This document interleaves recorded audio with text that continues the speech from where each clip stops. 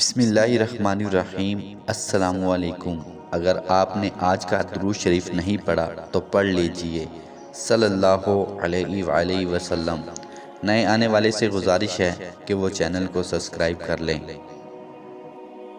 جب حضرت ابراہیم علیہ السلام نے حضرت اسماعیل علیہ السلام کے ساتھ مل کر خانہ کعبہ کی تعمیر کی تو آپ علیہ السلام کی تبلیغ سے بہت سے قبائلوں نے دین ابراہیم قبول کر لیا۔ حضرت ابراہیم علیہ السلام کے بعد حضرت اسماعیل کے اثر سے بعد میں آباد ہونے والے بھی دین حنیف یعنی حضرت ابراہیم علیہ السلام کا دین قبول کرتے رہے۔ تب آل اسماعیل سمیت تمام قبائل مکہ میں صرف واحد خدا کی عبادت کے قائل تھے، اور اس طرح خانہ کعبہ کا تقدس پوری طرح قائم تھا۔ لیکن جب حضرت اسماعیل علیہ السلام کی وفات کے بعد پھر کوئی نبی اہل مکہ کی رہنمائی کے لیے مبعوث نہ ہوا تو آہستہ آہستہ ان میں شرک اور گمراہی پھیلنے لگی۔ جب مکہ پر قبیلہ عیاد اور بنو خزاعہ یکے بعد دیگرے حملہ آور ہوئے تو بنو اسماعیل کے کئی قبائل کو مکہ چھوڑنا بھی پڑا۔ تب یہ لوگ برکت کی غرض سے کعبہ کا ایک پتھر اپنے ساتھ لے گئے۔ خانہ کعبہ کی نسبت کی وجہ سے وہ اس کی بہت تعظیم کرنے لگے۔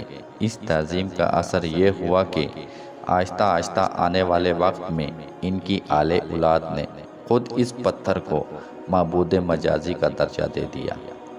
اس طرح ان میں شرک کا رائج ہونا شروع ہوا، لیکن حقیقی معنوں میں عربوں اور خصوصاً اہل مکہ میں باقاعدہ شرک اور بت پرستی کا آغاز حضرت اسماعیل علیہ السلام سے کم و بیش 2.5 سال بعد ہوا، اور جب بنو خزاعہ نے مکہ پر قبضہ کر لیا۔ عرب میں بت پرستی کا آغاز کرنے والا قبیلہ خزاعہ کا سردار عمرو بن لہی تھا۔ یہ شخص خانہ کعبہ کا متولی تھا۔ ایک بار جب وہ شام گیا تو وہاں اس نے لوگوں کو بت پرستی کرتے دیکھا۔ یہ کل 5 بت تھے، جن کے نام یہ ہیں: ود، یغوث، سواع، یعوق اور نصر تھے۔ ان بتوں کو قوم نوح پوجا کرتی تھی، اور یہ شخص وہاں سے ان بتوں کو اپنے ساتھ لے آیا اور واپسی پر ان کو جدہ کے ایک مقام پر دفن کر دیا۔ جب مکہ میں واپس پہنچا تو اس نے مشہور کیا کہ میں نے ان بتوں کا پتہ کر لیا ہے جنہیں قوم نوح پوجا کرتی تھی۔ پھر وہ اہل مکہ کو جو پہلے ہی شرک اور بت پرستی کی طرف راغب ہو چکے تھے ساتھ لے کر جدہ پہنچا، اور وہاں سے بت زمین سے کھود کر نکال لیے اور انہیں مکہ لا کر خانہ کعبہ میں رکھ دیا، اور تعظیم کے نام پر ان بتوں کی عبادت شروع ہو گئی۔ ان بتوں کو مختلف خدائی صفات کا مالک تصور کیا جانے لگا۔ آہستہ آہستہ اہل مکہ خود نئے بتوں کو ڈھالنے لگے۔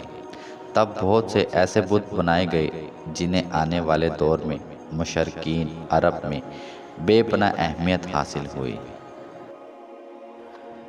چونکہ کعبہ کی وجہ سے مکہ پورے جزیرہ نما عرب کا مرکز تھا، تو جب باہر سے مختلف قبائل کے لوگ حج کے دنوں میں مکہ آتے تو وہاں ان بتوں کی پوجا ہوتے دیکھ کر واپسی پر ان بتوں کی شبیہیں بنوا کر ساتھ لے جاتے اور اپنے علاقے میں نصب کر کے ان کی پوجا شروع کر دیتے، اور اس طرح بت پرستی کا آغاز شروع ہوا اور آگے بڑھتا رہا، اور آج کروڑوں لوگ ہندوستان میں بتوں کی پوجا کرتے ہیں۔